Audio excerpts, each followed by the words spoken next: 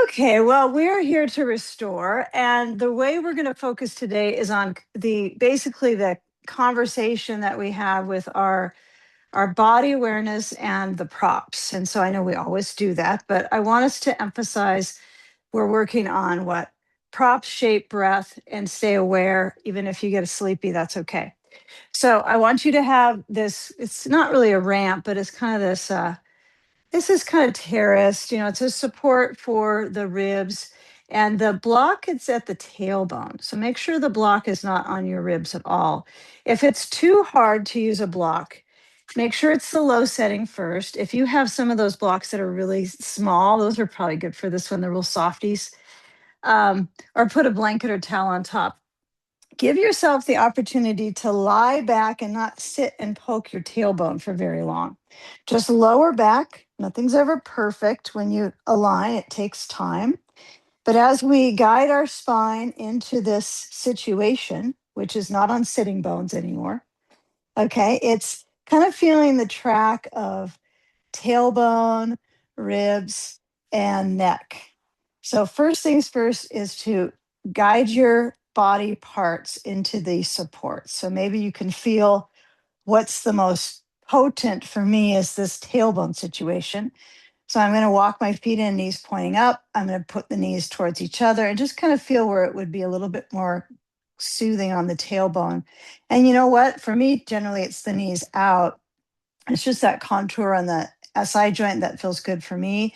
Some of us, it will be legs straight down, but that could take you some time to arrive. And then add a sandbag. So it could be either across the ribs, it could be across the thigh lids. And as you're extending your chest muscles, feel that guidance of pressure and how you organize the extremities, which could still mean the knees point up the whole time. It doesn't need to be the soles of the feet stretching down. It could be soles of the feet on the floor, knees together. It could be knees outwards. So the extremities are kind of interesting, especially when you're not trying to like walk somewhere or grab something, just using them as such an essential part of our restorative formula. And see if you can just let them let them find an arrival state, whether it's arms starting to kind of shed the gripping from our hands and from the ribs movement, and beginning to feel more of the life force, right? The ribs, the breath, maybe even possibly towards the heart. And you can accentuate it, yes, by stretching the legs down, but not at the cost of discomfort. So the weight of your head relaxes back, either one blanket or two. And kind of think of that just like if you had an eye exam, right? Is it one or two? Is this the better one or is it with the two? Okay, maybe touching your neck and see if it creates more tone or pressure if you have two or one. Okay, with the arms relaxing and the shoulders motioning back and down. Feel the feel of breathing in the ribs and the belly.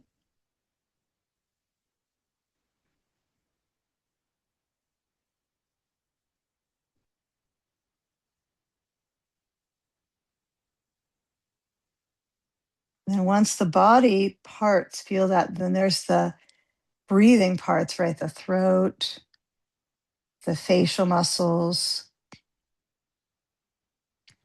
and whatever you can do to create conditions for restoring, right? So it would be relaxing your throat. It probably wouldn't be reading something at the same time, or, you have to have the eyes in some sort of receptive state for the practice. Doesn't mean you can't look around, but whenever you can motion into that inner verse and feel the breathing, the tone.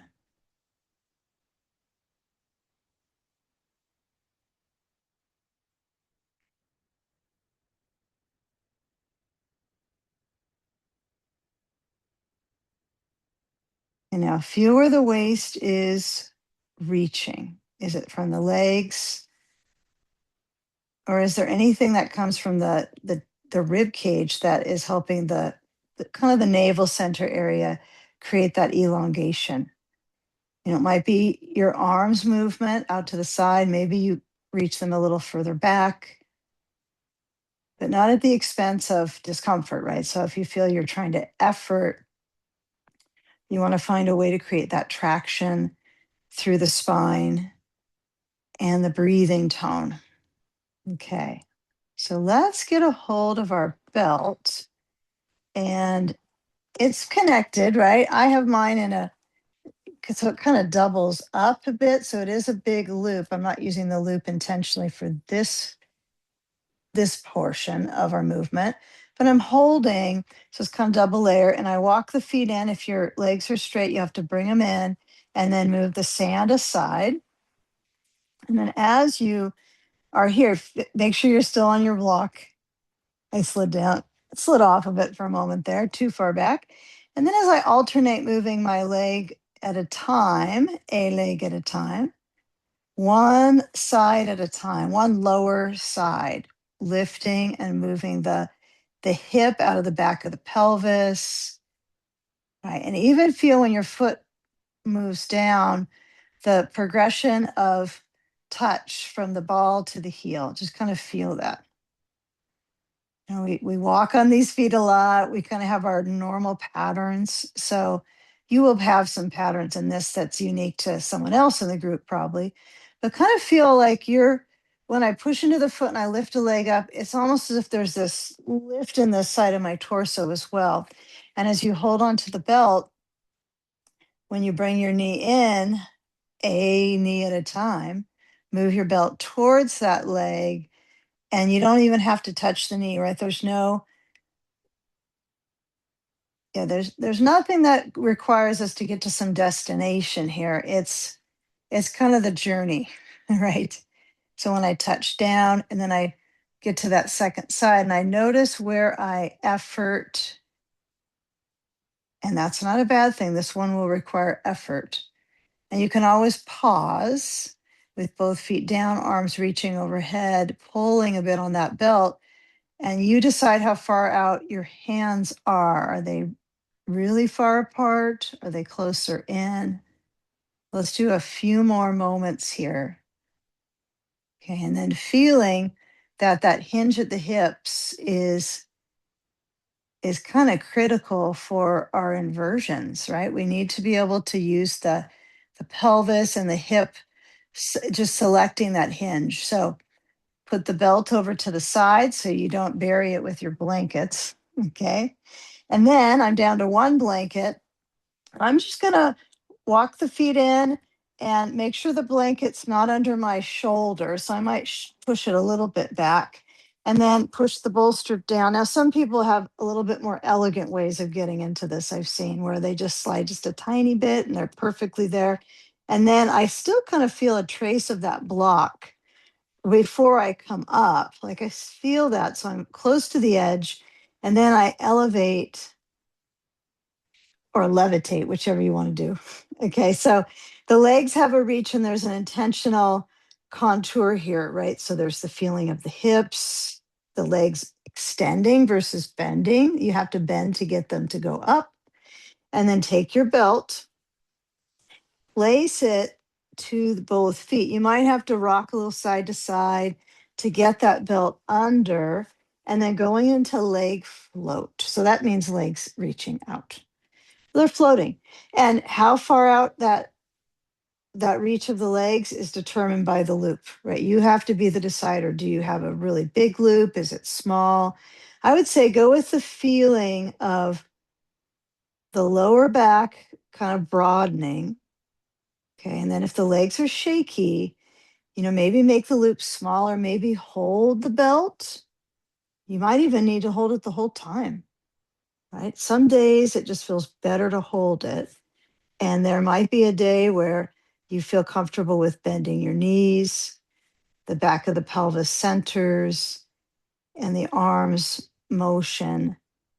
And they may take some time to determine where does the reach make sense, distributing it as balanced as possible with legs and arms, even though the arms are floored.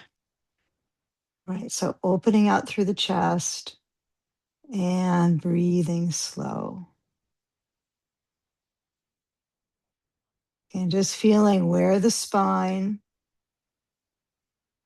sensations are flexing, which is the lowest part. You might feel a little blend of arch and flex because you got the bolster under you. So it's going to require you to put a little bit of tone in the lower back. Okay, last few moments with this particular perspective. If you need more blanket, I would say you could slide it down towards your neck, but I wouldn't bulk it up more. If anything, you might go lower height, or you could go into minus a blanket for this portion. Okay, and feeling maybe with your eyes relaxed, can you feel the feet? Do they like to turn in? Does one turn in more than the other? And then just look at them and see what they do. Okay. Right. You might have a habit, you might have history in one side with, who knows, injury, scar tissue, posture. So, or just how the foot is. But feel where that belt is at the, it's above my arch. It's really at my ankle, just a little below. Okay. It's not quite on my heel. So we're just going to feel what the belt can do, right, to support our leg parts. So bend your knees, reach up and pull the belt towards your core. It doesn't need to be hard. It could be belly. I like to change it up. Like, do I pull it this way? Do I move my elbows wide? Kind of feel. Maybe that assists my back in releasing. I don't want to jerk the legs overhead, but that's the focus there. And now left leg lowers down. And let's get our sandbag and place it to the left thigh. So the top of the left thigh, I would say give your left leg a chance to explore the front space reaching. I don't mean it has to elongate, it has to kind of come out of the gate and be a perfect quad, but just notice, okay, give your leg a chance. And if it's like, oh, I use the sand, it hurts my back, then bend the knee, put the foot on the floor, sole of the foot. Okay, try some options. The sand could be higher, it could be lower. I'd be a little careful how far down the sand goes because it might start to pull in the backspace a little deeper because you're going to be arching more. Okay. And then you got that loop. Who knows if it's big enough? It might not be. I would measure it by loosening it up perhaps if you need to. And then keep your head on the blanket or the floor. Don't lift it up and see if you can reach it towards the crown of your head. Okay. That's pretty good about that. And then I'm going to bend the right knee a little bit, kind of feel the inner leg circulation there, and then place the belt at my head, not my neck, right? So mine's a little higher than the occiput area. I generally will say at least the occiput or above, but some of us are just a little bit more flat here, some a little bit more curved. We're a little different, right? We're not all the same at the skull. We're not all made the same. Okay, so feel where the foot pushes and then feel where the head lowers back. And see if you can find a blend of the two. And you might have to loosen your belt. You might want to tighten it. I'm kind of in the world right now where I do like a little brain float, but sometimes, right, I want to give myself a little bit more release of my head back to touch the blanket. In fact, to even almost rest on it. So I might nod my head just a little bit, not big nodding, but just a little tiny bit of movement. And then noticing how my brain moving back changes the sensation in my right calf, even not all the hamstring, but for me, the calf, some of us, the whole back of the leg could be shaking even. And if it's super shaky, feel what it's like to bend the right knee. And notice what that's like in the top of the thigh. All right. So for those of us, hip flexor tension, and we know who we are. It's like, oh, we hold a lot at the top. We have maybe a little bit of imbalance, perhaps. So, instead of feeling like you have to have a straight-ish leg, maybe you bend it a little bit more. Because it's about the circulation we get from the pose, right? It's not about proving any range of motion whatsoever. Okay. And if your head isn't on the blanket, that's okay. Right. I enjoy that kind of mild traction. It's really mild. I know it's happening because it's behind my head, but doesn't feel that much pressure. And before we come out of this brain float, notice the actual touch on the skull, right? The wrapped around, kind of swaddled. I can't think of any other pose that swaddles my head at all. I know it's not a blanket around your head. No one really wants that, but it does have that touch, right? There's a little bit of deep touch. Okay, now when you're switching sides, have a conversation, a quiet inner conversation with the pelvis. Okay, the eye of the pelvis, right? So I'll move my sand. I don't think I want it on my belly right now, so I'll move it to the bolster, but you could leave it on your belly. Yeah, find what works for you. And then left foot goes up. I feel pretty confident with the belt around my head, but I'm going to hold it just in case it slides off. And then the right leg comes down. Now, some of you might like this. When I first learned brain float, this is what we would do. And I don't really do this very often anymore. I feel like it's a little too much pulling uh, with a lot of parts, but some of us enjoy it. So right leg releases down.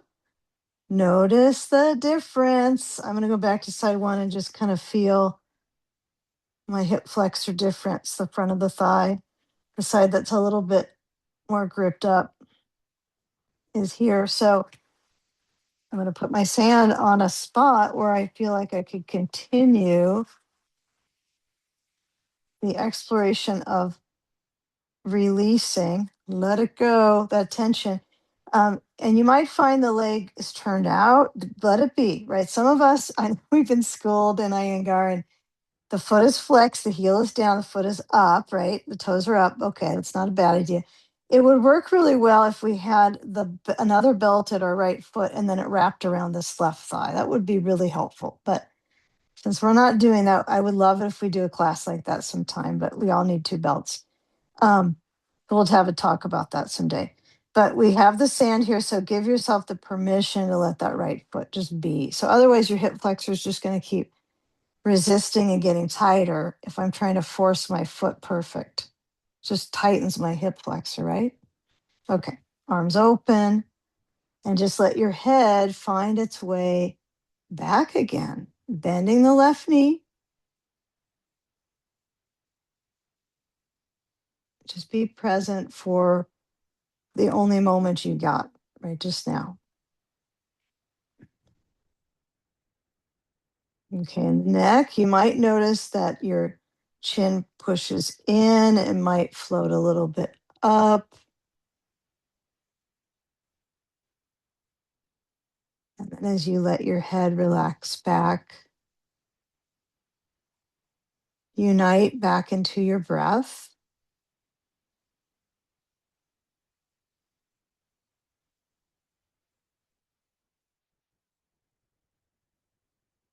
And feeling that connection of the belt to the back of your head. No one's required to keep the belt here. If you decide you want to take the belt off your head and still work with that traction, of course, you can bring your hands so the webbing between thumb and index is holding on to the belt, Right. That's always interesting to try to figure that space to have connection as well. So you can try all the variations. But if you can stay with what you did on first side, that's ideal, but you can always switch it up. And to take a few more slow breaths.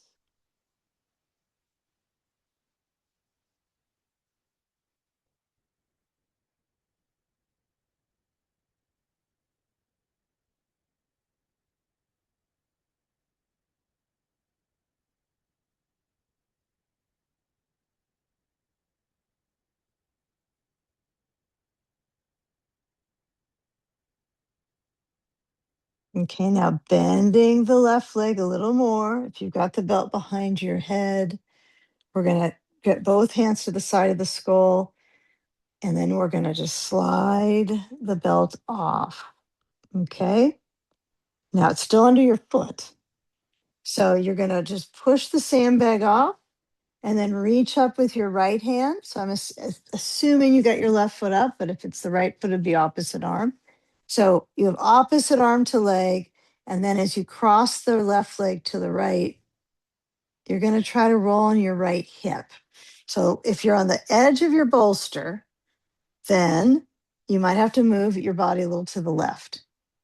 That happens. Okay, now as you cross over, roll on that right hip, bend the right knee, and kind of feel if you have a wall next to you like I do, you might have to scoot because you're not going to give, you want to be as fair on each side as possible. Try to give it equal opportunity to reach. Okay, there's always maybe not further to go in what you see with the leg, like you know where your range is. You consider this is plenty. That's true, but notice if it's too much internally. So I feel like I'm really kind of just pulling a little too much with the movement of my hip across. I don't need to go very far to feel it. So push into your heel as if the belt was around your heel, which would probably be intelligent for me to move it down from the arch a little closer to my heel. Okay, I'm learning. All right, now let's go to figure 4. So I'm going to roll on the back. I'm going to carefully get my back body still touching to that bolster comfortably. Cross the left ankle to the right knee. And then I'm going to bring my knees towards my chest. Now, this is option. First option, take your belt off your foot. You keep the right foot on the floor. I like this version. Kind of forget how, remember, it's kind of half cobbler. I remember cobbler pose. It's like a half cobbler pigeon pose. And when you come into thread the needle, right, if you move your knees in, it's completely an option. Don't feel like this is the destination you have to arrive at some point. Just feel like, oh, there's a new feeling in my inner hip. I think I'll stick with this.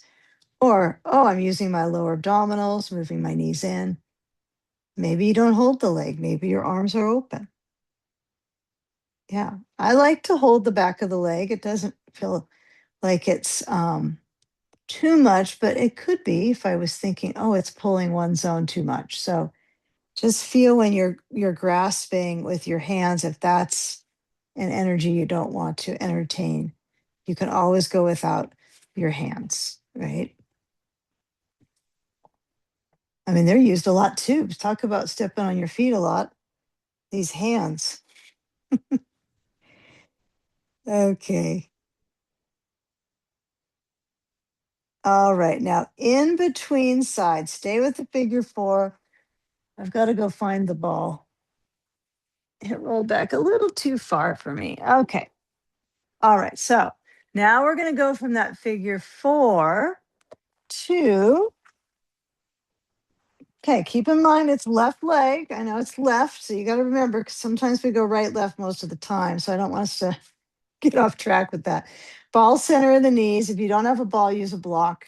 And then knees are going to go side to side, but you're going to get that feeling of the waist movement, right? It doesn't have to be very far over. In fact, try to feel where the reach is in your torso. So I think of it as kind of like when I go side to side with the knees, like it's this kind of smiley face across the back of my pelvis towards my kidney area. So it's not side, side, side. It's like side swoop. That's how I like to practice it. You might decide, yeah, that's not for me. Okay, like just like some of you, you're swinging the legs up. Perfect. Yep. So you go side to side. And why are we doing this? Because it gets us ready for the lateral rotator movement that we're doing. Also, it's soothing, right? Any rocking motion, right? Soothing across the back of the pelvis. It starts to get some movement up into the ribs, more than we get with just pulling a leg. All right, because we are going to do sage poses pretty soon. So we do want to get this area kind of ready to experience. So feel the breath. Don't hold it till you get out of the poses. Okay, so side two. All right, so as I bring the knees in, take the ball out, place the belt under my right foot, and I need my loop. Okay, there we go. That's better. Okay, and as I hold, okay, I kind of feel the left leg has its reach, but I'm going to bend the left knee and then cross the right leg to the left. And again, give yourself the opportunity to feel side two. And you can always back up and just kind of rewind and check out how did you move inside one. I kind of like to do that some days. Like, oh, I'm trying to figure out how to get more balanced. Number one, just living in my body. So, where are the parts that feel like have a conversation with your muscle energy, the bones? Yeah, if you're lucky, you might figure yourself out, right? Lucky, just you. Okay, so with the ribs kind of flat on the back, you're very vulnerable in the rib spaces right now. So feeling where the leg crosses and how that creates motion in my back. And just the right amount. That's the key. It's like you're creating your own recipe, right? Like, oh, I'm just gonna add a little of this. I don't know how it's gonna turn out, but I think this is gonna be the best way. So, or the timing you're in the pose, right? How long you're gonna cook, right? There's another one. So it is kind of interesting how long you're gonna pull the leg this direction. So I'm trying to move out of my hip, not just yank my leg. So I've got to find that balance between those two worlds. And then bend the right knee and place your foot to the left thigh. I suppose you could keep this belt on your foot. I don't know if it would be any benefit to it, but you could explore that too. So knee is stretching, the hip is stretching, not the knee only. And you can back up and go, oh, how is it on this side? How is it on this side? Where are the opportunities in especially the connectors, right? The hip flexor, the psoas here. So I'm going to bring the knees in and then hold the back of the left thigh because this is the direction of the sequence. But you do not have to. You could kick your left leg up. If it feels like, well, I don't know if this is a good idea on my knee, what you might opt for is definitely keep your left foot on the floor, flex your right foot to protect your right knee. Just kind of notice that. Maybe you're not so sure about this and you hold the back of the right thigh and pull the leg a little to the right. So you still get that circulation in the adductor, right? This is okay too if the knee is just feeling too much. Okay, last few moments here. Either knee in or the foot down.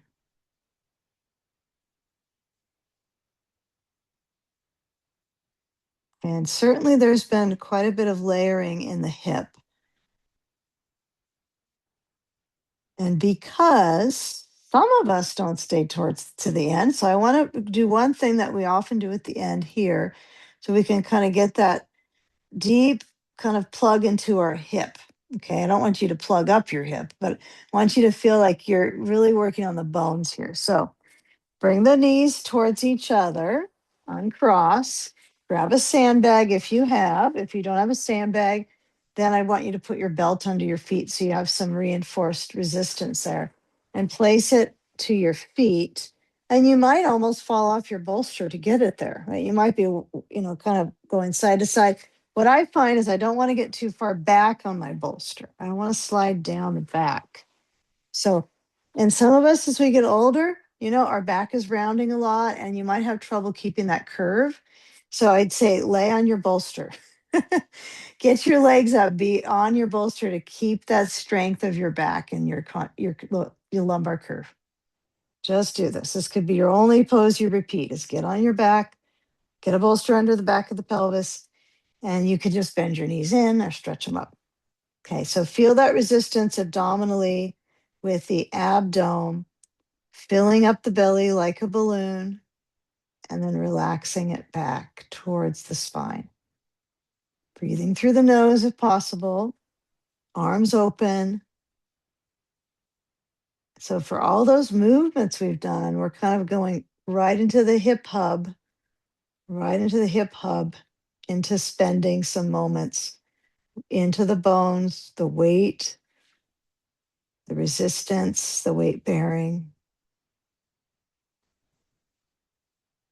And that brings quite a bit of heat there. That's something to think about with weight work is the heat it brings to these areas as well.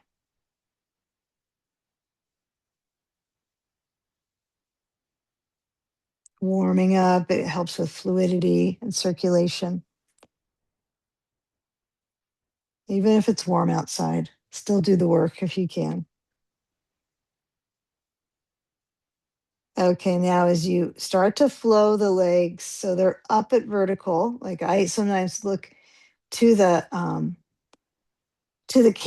see in what the recording is and I'll go, oh, I thought I had my legs straight up, but actually I had them a little bit back over. They weren't vertical. So it's usually a little further away from you than you think. And so it's got to find some belly it's a little challenging in the lower belly, tiny bit.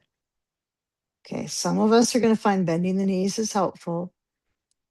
Okay, now we're going to come out. So the only way to come out of this safely, right, for your back, you don't want to just, turn your feet out, right? Turn the feet one direction, but just bend the knees.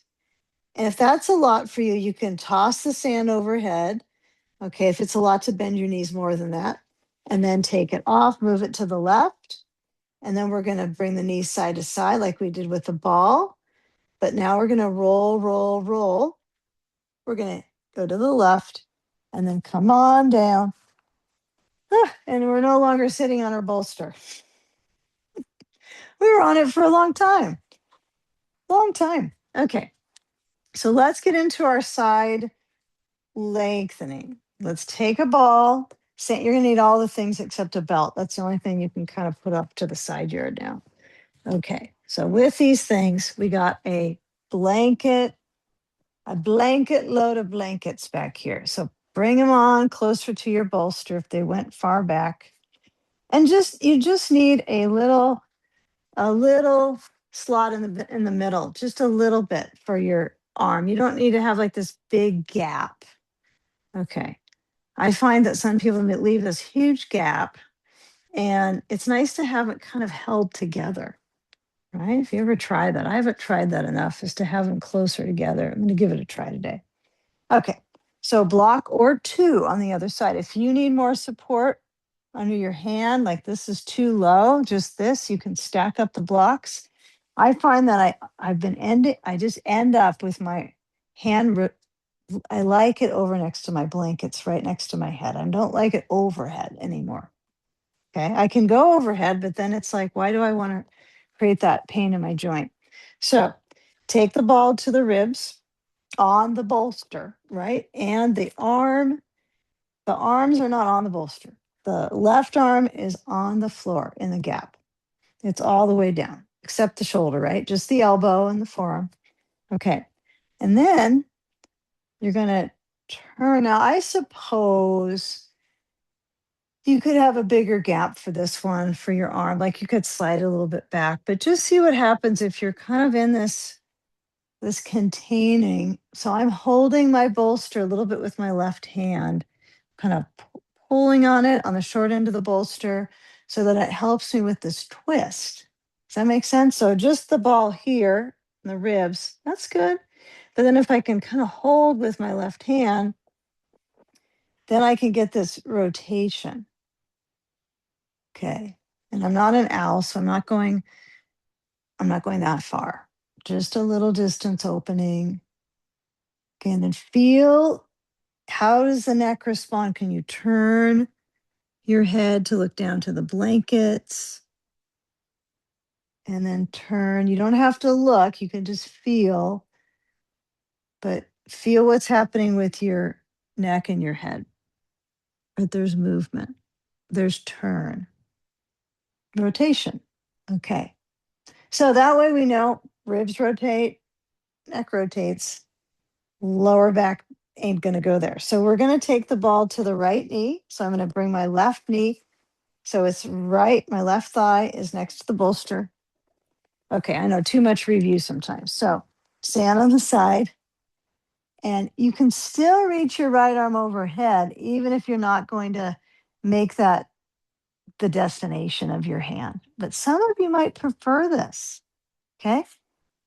I just know that I'm trying to find a way to be more soothing.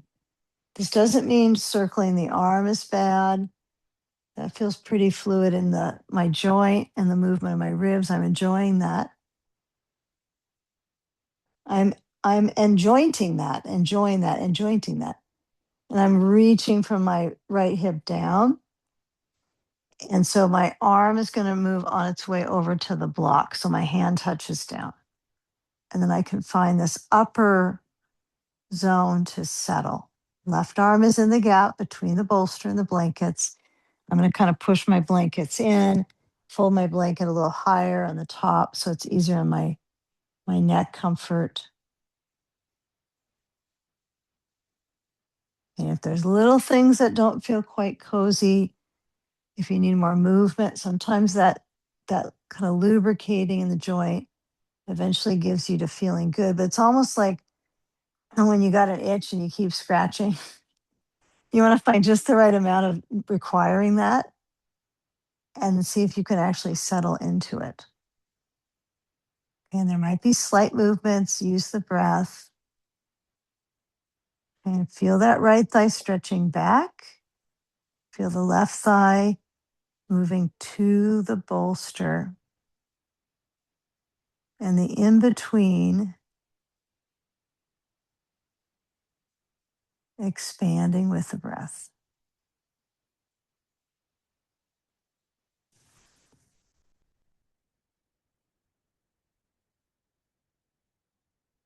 Change that right arm's placement if it feels funny in the right, anywhere in the upper back and the shoulder. If it just feels like it's too much of a tension, find where it resolves it.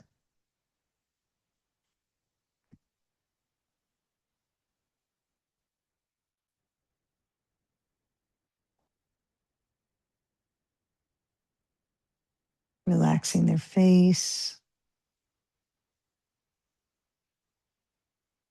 Trying to let the weight of your head rest into the blankets.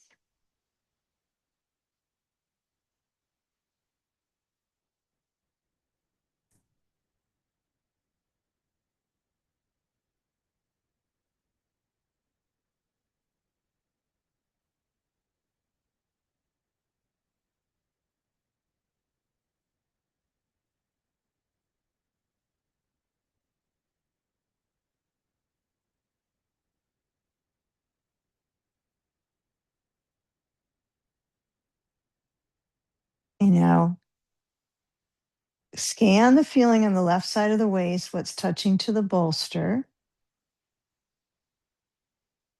And we're going to move from the pelvis, sacrum, pelvis area is going to create it's going to be what kind of promotes the movement of your hip, but you want to feel the middle create the rotation. We go to the next pose, which is sleeping sage. So just push the sandbag off and then we turn. So kind of notice, where are you turning from? Okay, move the ball aside. Then as you rotate, you'll take your bolster on top of a blanket and a blanket on top of that bolster on the short end. So that's kind of a bolster sandwich. I like the blanket under my hip quite a bit. I do like all the variations now. I've tried several. I like the block under the bolster. So if you have been enjoying when we have the blanket here and here in a block under, you could do that. So if you're like, I like the little bit of deep touch in the abdominal organs here, you can also add the blanket down here. It's just that you need one here.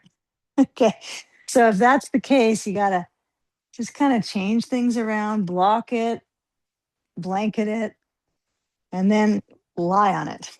Okay, so we're twisting just the right amount, right? You might learn something about your lower extremities helping you with this sometimes, like, oh, it is nice to have a couple of them because that combination of movement and then reaching and then use your hands to guide you to come down and turn. You might move your blanket really high up so it's, as if you were kind of drawing a line for a hat, right? You go, oh, right, maybe I'll be kind of at the hairline with the blanket, whether it's here with my head turned to the right, to my forehead down.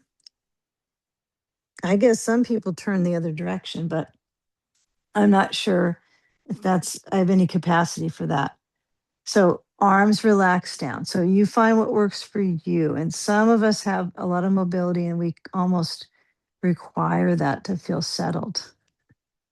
Imagine that, right? You've gone to the edge of your range, the end of your range, and you have to get there to feel. So we're kind of trying to do a little bit less of that, to let the body repair, be in kind of the rest and digest mode. So let your body rest into the props. Just feel where your back is lengthening.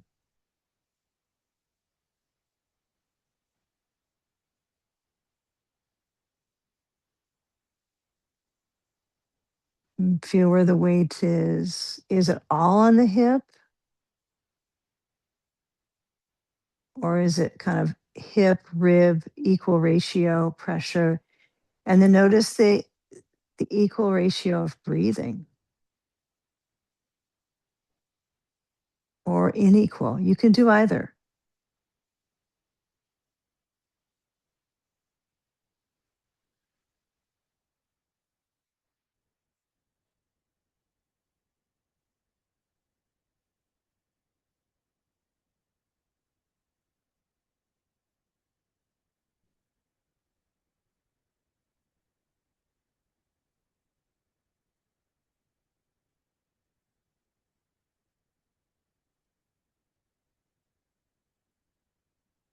You're relaxing your hands.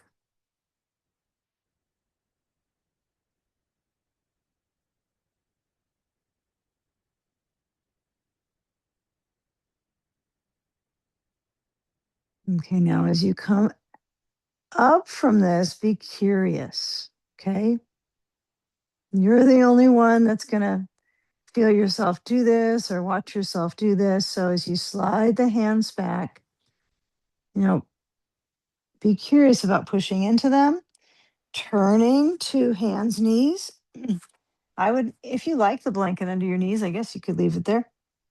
And then as you're arching your spine, and if this is too much on the knee pressure, you again keep your blanket under your knees, or you could come up a little bit, rounding and arching. Okay, so now we're going to come into a full reach. So we have as much equal, I like to call it equilibrium. So we're going to push our bolster on top of, I would say, a blanket. I don't think the block's going to be very steady there for my bolster just on one block, teeter totter. So I'm going to reach the arms on top. Now it's my hands, but my arms feel like they're reaching. My forehead, I'm going to put it on a block. So it's at the low setting. You could go up higher, you could go low, about the hairline, and just feel that reach of your arms. Okay, this could be a lot on the shoulders, mostly the chest, equally. And then just kind of pull. Okay, all that energy is moving upstream towards the brain. Okay, now as you slide the hands off, move the block aside, turn your bolster down so it's lengthwise for Sphinx pose, and then lower down on top. Now, if your knees are uncomfy on this, I think for all, we want the legs pretty much, I don't want to say that far apart, but find the separation that works for your back. So I would just bring your elbows down. We're not quite in Sphinx pose. Okay, but just bring your elbows down. If you're near a wall, it feels kind of nice, but it can also be limiting because now you don't know how far away you are. That's going to help you extend, right? So if you can push and straighten your legs, that's fine, but you don't want your feet up at the wall, like all the way crawling up. Okay, so feel that separation. Okay, let yourself relax the glutes a little bit here, and then we'll bring our elbows down in Sphinx pose. I kind of like pushing my feet into the wall, but it's okay if you don't have a wall there. Put your elbows down and feel the front, the kind of the thicker part of your rib cage. And then the xiphoid, you can feel that kind of pressure. And then the belly below that, just letting that flow open with the breath, massaging the organs. Okay, so here's your options. It's Sphinx pose, which is here. So you're focusing on massaging in here. Okay. Now you can go face down. It's just going to be less tone there, right?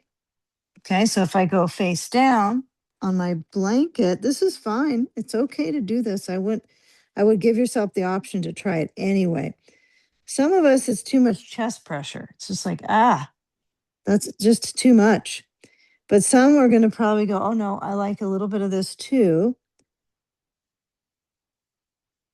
And then if you went fully down with your forehead, I would say come back up slowly, bring your elbows down by your shoulders, Sphinx pose. Come up and just kind of feel that conversation of toning in the core muscles. Okay, and now slide your hands back under the shoulders so elbows are by the sides. And remember, cobras don't have limbs. So you're going to try to lift up your head with just your spine and those muscles along the spine strength, which might be not very high, huh? But just the right amount of tone and strength in your back. Tummy time. Tummy time. Okay, and then elbows by the sides, fingers, really stretch out your hands. Come on up, heels of the hands, threading out to the thumb and the pinkies. Come back to table. Round your back into cat pose. If your knees are really far out, I would bring them in a little bit here. And then as you arch, we'll come into up dog. So we'll pivot the bolster across, and then we'll come into up dog, arching the spine. Yeah, and this might be one that you have loved before with the bolster, but there will be days as you get older, you're like, I thought I liked this one. So try to work with this front. I think of it as the front flesh that drops. Try to get it to stretch and use your anti-gravity muscles. Okay. And then come back to table and get your blankies. I guess you could probably just leave that one folded like that, but we like to get our props somewhat organized. Okay, and then we're going to go to side sage on right hip. So before the sage pose, we're going to do the rib roll. Okay. So you don't have to get all your blocks perfect, but first things first. Ball at the ribs. And we're all different lengths in our torso. We're all different. So you might be a little bit farther away than I am because I'm kind of short. Okay, so we're all a little different with this. So when you lean down, your elbow is down. I like to stack the thighs. Okay, that's what I prefer on this. So then this area is kind of left out, but it is a foundation. It is kind of it's definitely a root to have legs. Okay. And then you turn. And if you don't like where your arm is, the right arm, you can push the blankets a little bit back. Yeah, this one you have license. I don't think this is the best idea with it higher up, but you explore. But feel what's going on with your neck movement. So I'm turning my head. Okay, and I'm kind of learning about circulation in armpit, chest, and ribs. These areas that are just kind of tucked in all the time, right? We don't really have much movement there. So give it a little bit of love. Rotation and pressure and movement. That's what we're looking for, is pressure and movement. Okay. Okay, what you might learn is if you had the ball too close to the chest tissue, right? So you do want it back at the ribs. Sometimes I have it way too far forward. Okay, so now let's take the ball, place it below the left knee. And then as I lean in, I'm getting my sandbag because I think sand is great on this one. Right on my hip. Okay, right thigh next to the bolster. Lean in and kind of feel, do I need my blanket a little bit higher on this side or about the same as last side at minimum? And then I can move that left arm up, open, or bring it right over to the block on the left side. Right, the right arm is in the gap. It's right in the gap that's on the floor. Okay, it couldn't be any lower.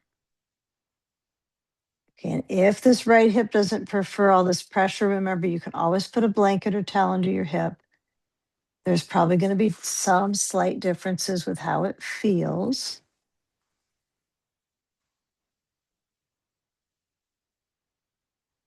Okay, and just letting your head relax. Neck, jaw, and face.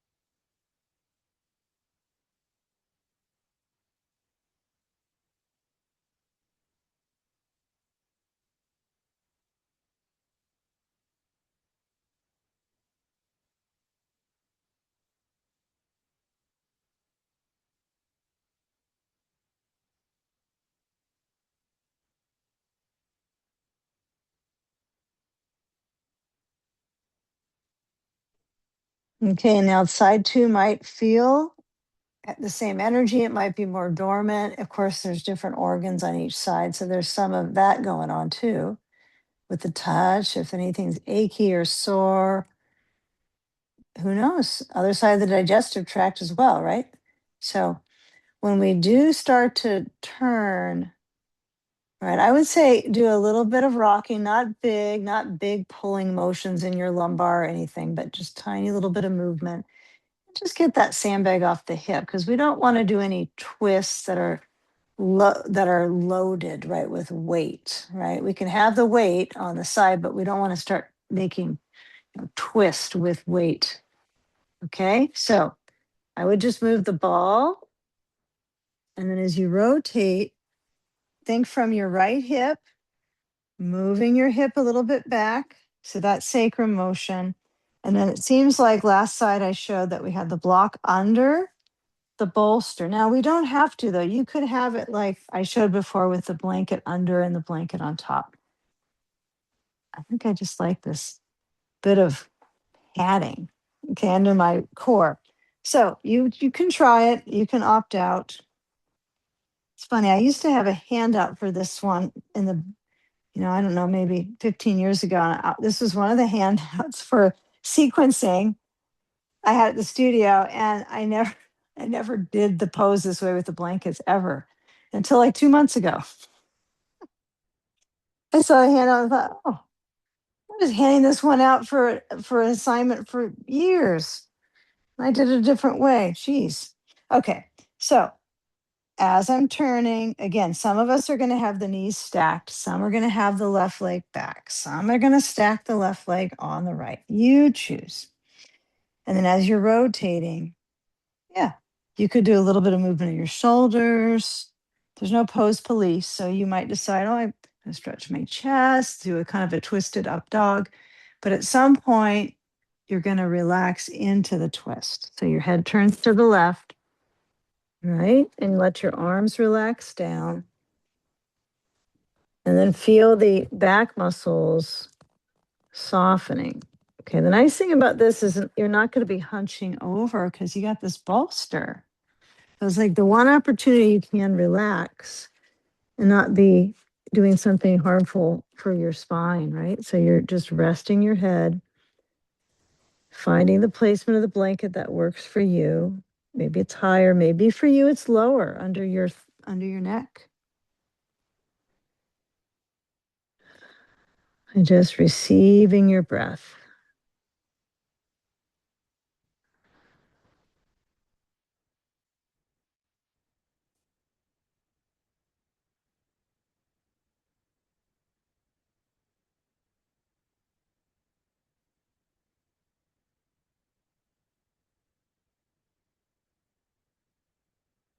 You might even try taking the left leg on top of the right.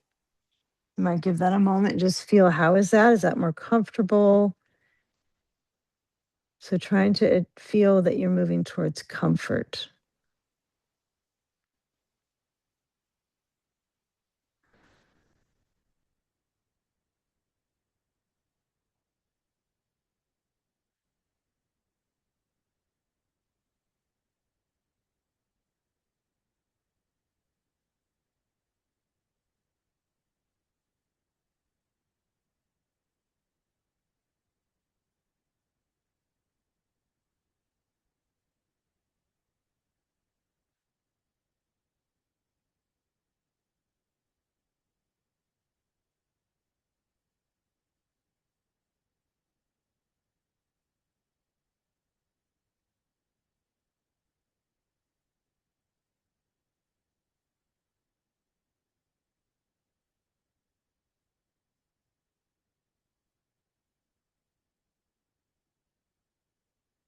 Okay, now slide the hands back and then pushing up. Okay, so from these lower body work to the middle body, and now we're going to go to the mid chain. So we kind of led ourselves to this. So let's try a little bit of a supported, I want to say the word supported forward motion. I want to say forward fold. It just sounds like we're not supposed to do those forward folds so much. So I want you to use your blocks and your bolster. So you're going to add a blanket under your seat. You're going to take your bolster. The reason I say that is we don't want to be flexing and causing compression in the back. So in the spine. So we're working more towards extension. So we got our blocks under our legs. I'm sitting, and basically I think of it as a wide stance, but in yoga terms, it's called Upavista Konasana, so seated wide angle. My blocks are under the legs. I have them above my knees, so at the back of my thighs, but you can definitely push them a little lower if you like, because that can kind of jab the leg a bit. And get your bolster on its short end, and you're going to lean forward, but I want you to try to get your ribs front and lifting. Breathe. And then as you are hinging, can feel kind of funny to try to hinge at your hips on this one, huh?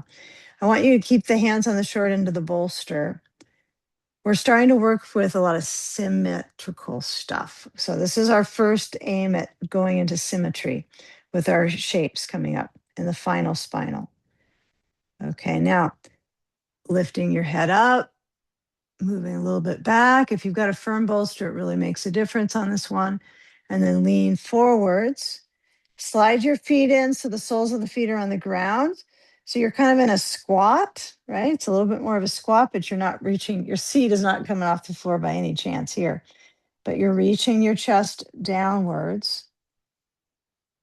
Okay, now I want you to feel where there's arch through the back, so you're not trying to flex it like a cat pose, but it's not a horrible thing to get flex extension. It's nice to keep that action in your basically in your experiences of the day, not trying to always chest open, right? But when you come back on up, okay, you're going to turn the bolster across, push, and then let's take our feet on top, slide down, push your blanket back, and get a ball. And as you lower onto your back, head on the blanket. The blanket should be just a sliver of height, not too much, so it's not going to round your neck. And then get that ball under the sacrum. So you got to lift up into a bridge pose, kind of a counter pose to what we just did, right? And then get your back touching onto that ball at the base of your spine, at the spine basement. Okay. And let your hips move side to side, just wagging your tail. Okay. You're going to push your weight into that ball and kind of feel the back space now, right? The early part where our back space had a big bolster, right? And then we had the bolster in the center space, and now it's at the base. Okay, so we're not going to be putting the bolster under hip or spine or the front of the spine for that matter. Okay, so this makes you have to kind of work a little bit differently. I hesitate to say the word more, but it probably will require a little bit more interaction in the core threads. So move the hips side to side, wag your tail, massage the back of the pelvis. Okay, from rim to rim. Okay, so now you're going to walk into the feet again. You're going to bring your right knee in, place the foot to the left knee and the right foot, and then move the ball to the right rear. Now, if you can't put your leg like this or it just hurts your knee, have both feet on the bolster. Don't even worry about it. But the intention here is to allow you to glide on the glute muscles on that right side. So feel that when you glide, kind of pushing your hip to the left, if the ball is indeed on your right side, you do have to mount back up on it. You notice it's easy to kind of drop, swing the hip, but then it's that when you push across, kind of like when you're doing lifting weights, you can pull the thing in and up or straight forward. It's that when you're coming out of it that you want to go slow. Okay, so just notice your delivery into the muscle, into the fascia, just feeling all that connection, the connective tissue, getting that nice massage. Okay. Now, I would say uncross if you have your foot to your knee and then swipe across to the glute border and then come down on the buttocks, right? Put the ball a little bit over. You got to hold on to it. Swing the knees to the right and then sneak the ball to that left rear. Okay. Now, when your knees start to come up, your work is the ball in the right spot? Mine is a little too low. So just getting to know yourself. So all this work is useful for you, right? You don't want this to be at least worth your time investment and your body's investment in the movement. So when you move across, you can put the ball in, you can move it around until you go, okay, that's a good spot to massage from. It's a good kind of center. And then I can kind of stretch out. I mean, we're not good doing massage on somebody, but just imagine if the elbows were in the center, like they're going to push out. So you're trying to find the center where the ball is, and then you're swiping across, and you're in control of it. Yeah, it's just a ball and you. You just have a conversation with that ball, and it might make some noise. Okay, now put all your weight into it. Go across the left glutes. Okay, and then as we come back on down, easy, You're going to move any stuff that you have on that right side, whether it's sand, blocks, all the stuff you've got, clutter, and then just push your bolster to the right side of your mat. Okay. Have it so it's about the height of your hip. You don't want it much higher and you don't want it much lower because you want to feel like you can get your left leg on towards it. Doesn't have to completely push on it. The sandbag will help with that. So if you cannot get your left leg on the bolster, like it just is like way up, put a block, I would say under the bolster, because this is a little clunky, but some people work well with the block on. Some work better with a block under, right? Some work better with a blanket on top. Okay. So if you want to use something, I don't want to say the word if you have to, because it makes it sound like you're really a beginner, but we all want to be beginner's mind. Like that's really the goal here. So as I cross over, I grab my sand and then I place it to the left hip. It's really to the hip and down towards the knee. The right knee is bending, the left leg is reaching, and the abdomen is stretched taut. It's a very toned stretch in the abdominals and deeper into the digestive tract. So you might put your right hand on the left side of the abdomen, right? And just feel that movement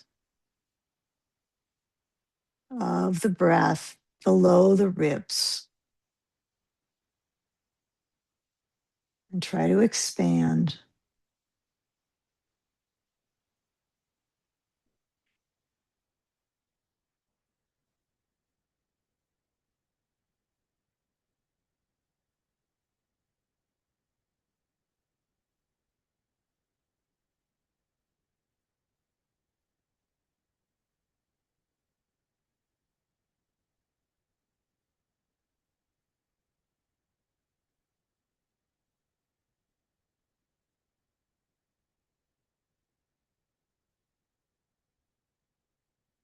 You might feel the bottom leg, the right leg that's on the floor, closer to the ground, on the ground. Any movements there can be quite effective with the left leg kind of settling, because that's the one that kind of the one we're emphasizing the circulation benefit for, right? But it's nice to have both legs to help with the kind of the part that's the peak pose, right? The left hip. Okay, now I would just maybe push the bolster a little bit downstream and see the different effect abdominally. And notice if you tend to cling or grip in the abdominal muscles. Right? It's nice to kind of play with those because they're just like the mystery muscles. There's so many interesting areas in the core. Okay, so take the sand off and then start to go towards side two. And it's up to you how you explore to get there, right? It might be move the ball, maybe get back on the ball in your sacrum and massage the sacrum area, maybe feel your feet below and kind of feel them push down and move your knees side to side. I think this is what I like the most is a little windshield wiper, not big, just a little bit, just the right amount of movement across the back of my pelvis. Okay. And then as I keep it in motion, maybe I take a still point to get my bolster and then move it over. Okay. Now feet push and then you move your hips to the right. Left knee bends, right leg is reaching. Now feel that the leg it kind of helps with that extension of the hip and also the core band. Okay. So any side reaches, sidominal things, that's what I like to call them, is an extension of the abdominal muscles, of course. So, sometimes I live in this awareness of it's all navel and then the side, up the side. But there's deeper awareness in there. At some point, maybe I'll relate to it in a more effective way. But for now, that's kind of the ultimate little inner frontier is that the abdominal kind of navel center and the organs in there. So you might put your hand to the organ space on the liver, right? You might decide, nope, I got my right arm open, my hand out, and my left hand on the right side of the torso, or maybe the left arm is reaching out as well. Yeah, see if you can let your eyes relax so you get to be the one who decides where the distancing is with the arms. If there's any distance requirement that is helpful, or maybe just come back to the center and comfort it.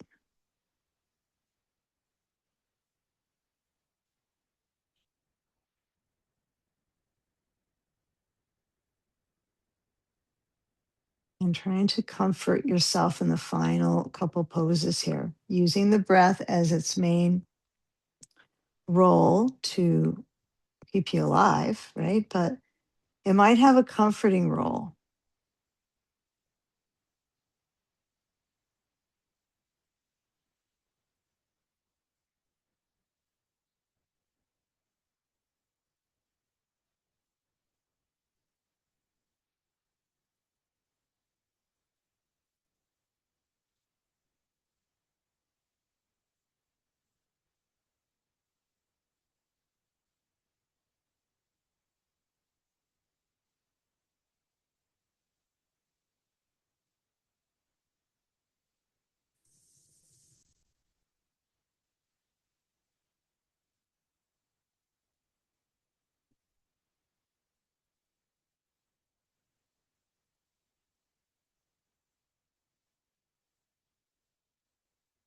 Moving the ball in the sand. And if you're going to go to legs up the wall, you'll just roll to the side, either one, bolster bench or legs up the wall, but make it casual on your back. All right. See if you can let your back find some ease, rolling onto the bones, coming up and not coming all the way up to sitting up tall. You want to kind of just keep moving towards your final pose here. So even though it does have the word final, there's a beginning, there's the middles, right? And then there's the end. But emphasize the direction of circulation towards the brain here. So I'm going to use a bolster at the wall to elevate my pelvis and go to legs up. Now, if this is too much, you can certainly have your bolster up on top of a couple blocks, right? You could do this. So, those of you going into legs up the wall, go for it. And some of us might go, well, this is a good idea. I'll put a blanket on top. I'll put my legs on there and back I go. I'd say the recommendation to make it an inversion, though, is it's not a recommendation, it's the truth of it, is the pelvis has to be up, right? You want your head below heart. So different plane. It doesn't have to be that far back or a headstand, but you want it below. So I'd recommend if you do bolster bench, put a blanket or a towel under your pelvis. So you have that kind of craniosacral kind of flow, right? If you're at the wall, you might still want an extra blanket on top of you. All right. So let's arrive gradually into our last shape of the practice. It's not the last shape of the day. It's the last shape of your practice. So you want to shape so that it shifts circulation, right? You could have your bolster a little bit away from the wall. Go with feels versus thinking, oh, I've seen it like this, or my teacher back then told me this. Who knows what people told you? But I would say go with feels like, oh, okay, I feel like my legs are lighter. I'm refreshing my legs and my feet. I got that. Maybe I want to sandbag on my feet, maybe not today. Okay. This is taught both ways, and there's benefits for both. I would say probably pretty equally. Like you can argue that having no sand on is highly beneficial as well. It's just grounding, and it does increase the weight, right, onto the legs. You're loading the hip. But if it bothers you, you could still have your legs up without your sand.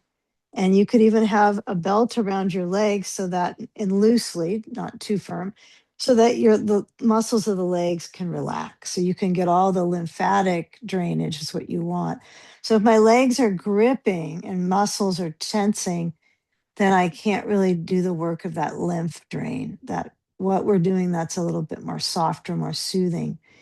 So again, if it's shaky, I'd say maybe toss the sand, maybe add a belt around it, or just let the legs separate a bit at the wall and get that benefit of reversing the effects of gravity to the heart.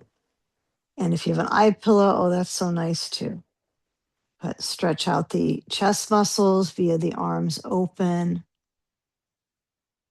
and feeling that slow glide of breath. Just like you were doing when you were gliding on the ball, right? You're kind of gliding in with your breath, learning how to utilize the breath to create more comfort and calm.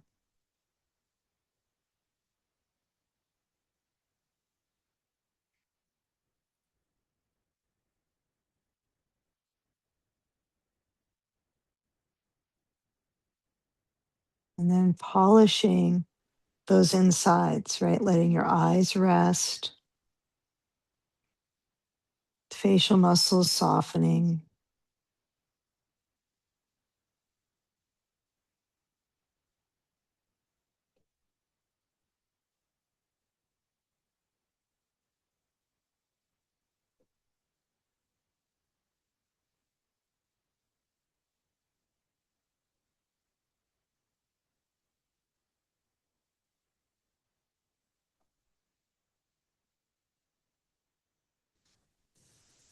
And feeling the arch of the breath around the heart. Just a very faint sensation of openness with the breath.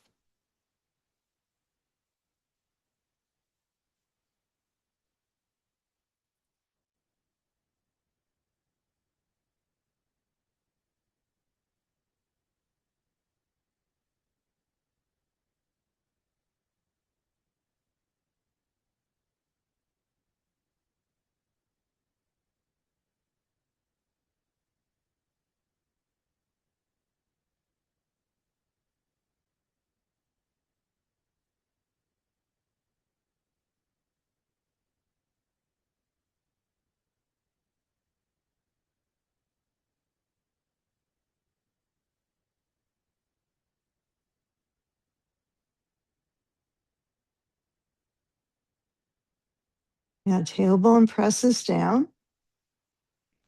Shift the legs away from the wall and bend your knees. And then taking the sand off your feet. If your legs are up on the bolster bench and you have sand on your core, you can slide that aside.